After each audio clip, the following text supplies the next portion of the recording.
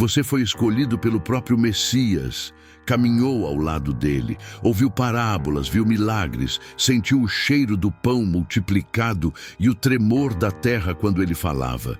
Carregou dúvidas, esperanças e um coração cheio de fé. E mesmo assim, você ficou marcado por um único gesto, uma traição que talvez nem tenha sido traição de verdade. Você era um apóstolo, um entre os 12, um homem com sonhos de justiça, com desejo de ver o mundo mudar. Mas foi lembrado como o traidor. E o pior, talvez só tenha cumprido um papel necessário, sem querer.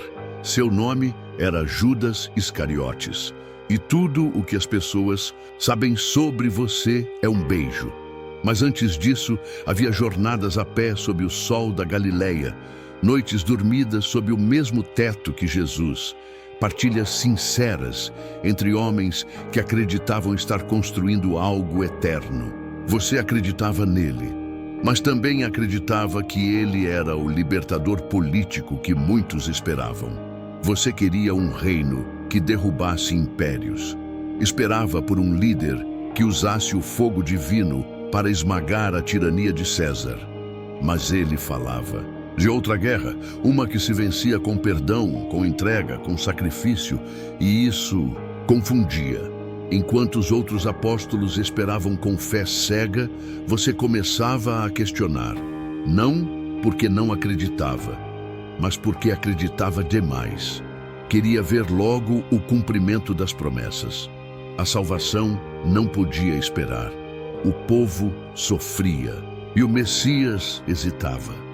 Imagine a confusão dentro de você. Você apostou sua vida num homem que parecia recuar enquanto Roma avançava.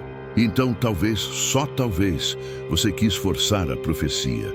Entregá-lo não por ódio, mas por desespero, para ver se ele reagia, para ver se finalmente o reino dos céus começava. Na terra. Era um plano, não um crime, uma tentativa de apressar o inevitável. Você não queria o fim, queria o começo, mas o plano falhou.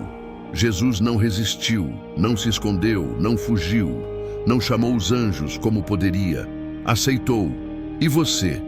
Ficou com as moedas e com o peso de ter quebrado o elo entre o céu e os homens. A história que contaram depois é simples, didática, binária. Você traiu por dinheiro, como se 30 moedas pudessem comprar o coração de um homem que viveu com tão pouco.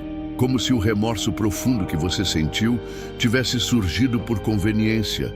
Mas a verdade é que a culpa te esmagou tão rápido que nem teve tempo de explicar. Jogou o pagamento fora, tentou desfazer o irreversível. E quando viu que o Messias não voltaria, que tudo estava realmente perdido, correu para morrer. Enforcado por remorso, esquecido pelos outros discípulos, apagado dos textos que exaltavam os demais, demonizado pela história, tornado símbolo de tudo o que é imperdoável. Mas, e se tudo foi parte do plano? Jesus sabia. Desde o início, disse que seria traído, disse quem seria. E mesmo assim te manteve ao lado, te deixou segurar a bolsa, te deixou participar dos milagres, te lavou os pés naquela última ceia, te olhou nos olhos e não te condenou, como se soubesse que você não era só o traidor, mas o empurrão final para que a cruz acontecesse.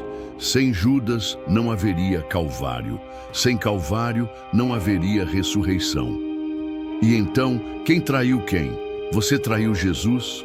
Ou Jesus te ofereceu como cordeiro sem te perguntar? Você foi odiado por fazer o necessário, por ser o vilão de uma narrativa divina, o fio desencadeador de tudo. E o pior, talvez nunca tenha tido escolha, porque se a traição era profetizada, você nasceu marcado, condenado antes mesmo de respirar. Você tentou alertar, tentou devolver o que não queria carregar, mas ninguém quis ouvir. Seus companheiros desapareceram do seu lado. O mundo te abandonou. A fé virou condenação. Você morreu sem saber se era um traidor ou uma peça sacrificada por Deus. E a história? Esqueceu suas dúvidas, ignorou sua humanidade e te reduziu a um beijo. Um gesto que até hoje carrega o gosto amargo da condenação. Mas talvez você tenha amado mais do que todos. Talvez tenha acreditado tanto que não suportou a espera. Talvez sua pressa tenha sido sua ruína e sua entrega um reflexo da esperança desesperada de ver o céu começar na terra. Foi horrível ser Judas, porque ninguém quis entender, porque sua história foi contada por quem precisava de um vilão. Porque às vezes o destino dá o papel mais difícil a quem mais acreditou.